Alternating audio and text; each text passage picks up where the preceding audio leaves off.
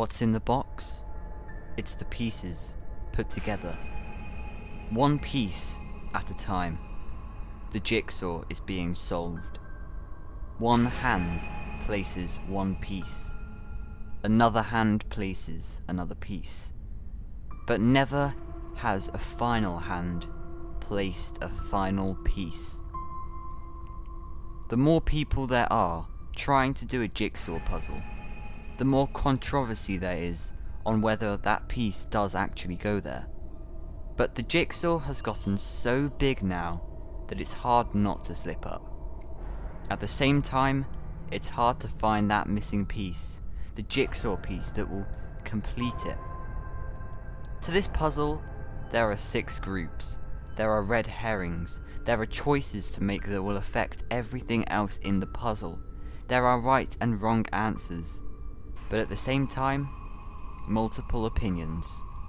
So to all of you today, even if there is only one slip up in my theory, remember how far we have come as a community.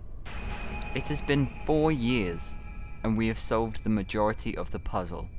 If we keep working as we are, then it should be no problem to fill in the gaps. So, with the ending of my inspirational monologue, comes the beginning of the complete FNAF timeline. Enjoy.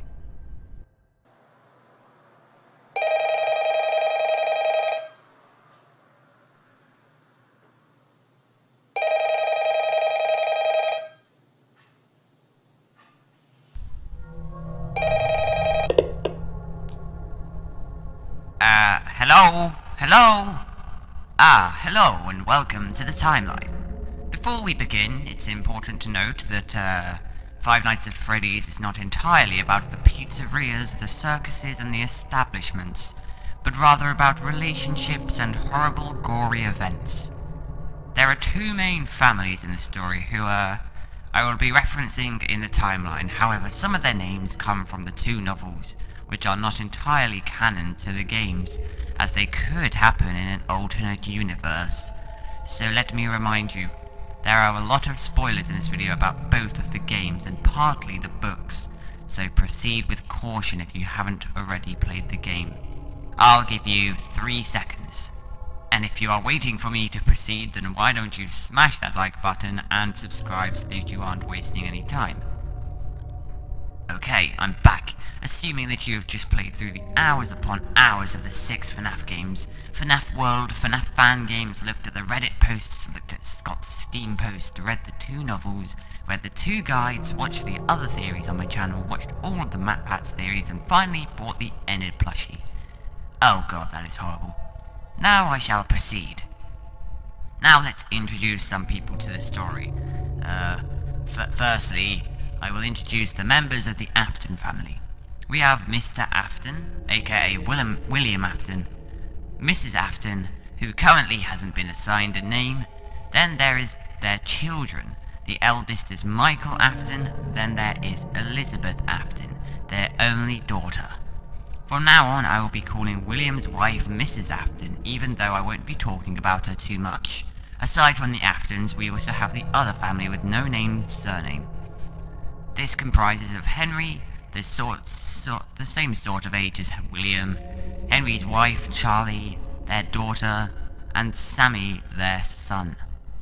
It's important to notice also that they have a pet dog, again with no name.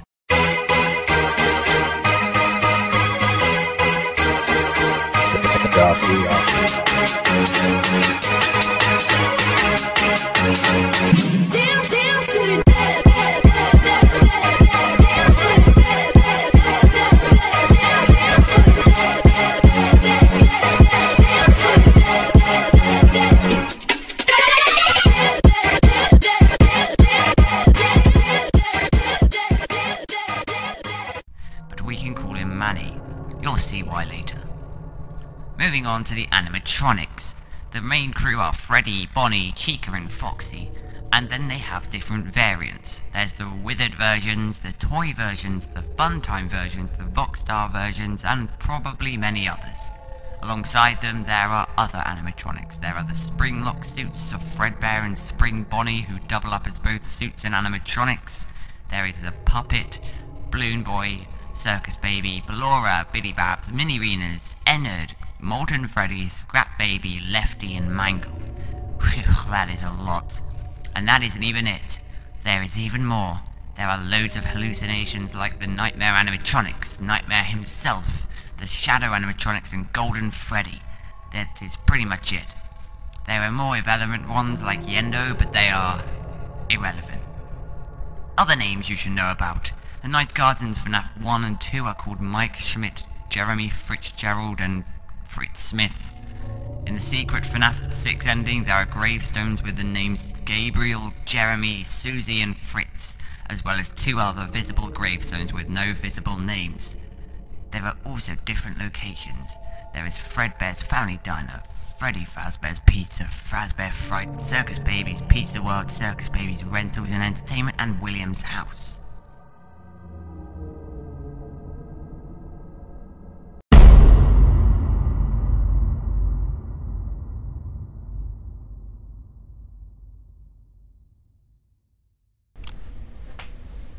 Now we can finally begin the timeline. Oh my god, I've already spent 4 hours writing the script, and I've only just started. This is going to take some serious work. So, let's begin with part 1 of the timeline. We begin with the story of a dog.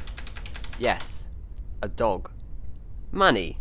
Remember that that's not the actual name for the dog, but I chose Manny because it sounds like Mangle, which is what animatronic the dog's soul goes into. The year is 1960, Henry's home, one which Charlie, his daughter, explains in an alternate universe to be far from the edge of town where it was all highway and empty space. Now, as it is only 1960, Sammy and Charlie don't yet exist, and Henry and family live in Utah, isolated in a forest. However, what if I was to tell you that Henry here has a child? Just a young one that doesn't stay for long. Why not? Well, because his dog dies, and so does he. All that's left is a small mound ready to be buried 6 feet under in the middle of nowhere. Henry here is taught a lesson, as he knew after this day that he was not ready to bring up children the way he did. He was a drink driver, kicked out of the local pub, driving at 200 miles per hour on a motorway, and was known for shouting at his child a lot. Open the door. He does not hesitate at all. He comes home to his partner, who tells him to leave him alone, as he had a rough day, because his dog had died that very day. But the boy had left his house through his window, fed up with life consequences, and taken himself and the dog up to an empty space, left to rot and decompose. This was the day when Henry knew that he brought up this child incorrectly.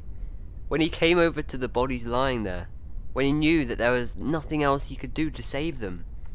If there was nothing he could have done to keep them alive, there's one thing he knew he could at least try now, and that was to bring them back alive. Determined to do this, Henry worked hard until he found a solution. He encapsulated their 2 souls together into a container, ready to be infused into a robotic-like creature. This is a mangled version of Mangle. Not the final form, but a bunch of wires, metal, and scrap materials.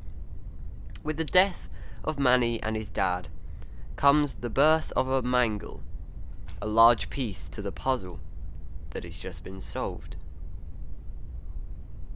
And at this point, if you don't think it has been solved, I will go through this again with a little more evidence to back up the story, as there will be a lot of controversy in the comments. And by the way, I am answering every single question that appears in the comments in at least the week this video comes out. So if you have any questions, please comment a time in the video and ask away. So, first of all, let's clear up why the year is 1960. The year is 1960, as firstly it's way before Freddy Fazbear was a thing. I know this simply because Scott Cawthon, the creator of the franchise, has specifically included the building named Juniors instead of Freddy Fazbear's for a reason, and that's to show that it just wasn't around back then. Also, if we look over to the Fruity Maze minigame, we see a dead dog, clearly, and Scott has included 1960 as the score that you will always get on the minigame's final alteration. This means that a dog has died in 1960, and that's what I've conducted from this. Next, why would Henry have a child that we have never seen before? Well, although it's a good question, just think about the series as a whole. For example, the gravestone ending in Pizzeria Simulator. We have 2 entirely new names out of the blue, and 2 more possibilities of dead people in the series just from one picture. The likelihood of this being this child, well, I think it's high, I would say. Next, how does his dog die? Well, there's no explanation for this at all, but just remember we are talking about the 1960s, a little under 60 years ago, when lifespans of many organisms were much lower than today's, and that was because of the health, the medication. It wasn't as good then as it is now. I don't necessarily think that Manny had died from something or someone. I think it was just caused by natural causes. And of course, that leads on to the question, how does the body die? Although it sounds unfitting and really sad, probably suicide. We see this sort of thing all the time in TV and film, where a character will die because their life has just gone horribly wrong in just one day. And don't forget, it isn't the only day where this child is unhappy. He probably grew up with it as he had an abusive father, and that's also another reason for someone to commit suicide, because of their bad childhood. And finally, why Mangle? Well, one thing that bothered me about Mangle is that he can be classed as so many different animatronics. It's debatable on whether he's a withered, a toy animatronic, or a funtime animatronic, but I don't think it's any of them. Yet. Mangle is just literally a mangle. He has 2 heads because he's made up of the souls of 2 organisms, and he is literally just a tangle of endoskeletonness, and this is Henry's first creation. You'll also see later that it becomes Mangle as it is seen in Charlie's bedroom. I can't spend too long going deep into this section of the story, otherwise I'll never complete the timeline. If you need to know anything, again, just please ask in the comments. Here comes part 2 of the timeline, Fredbear's Family Diner.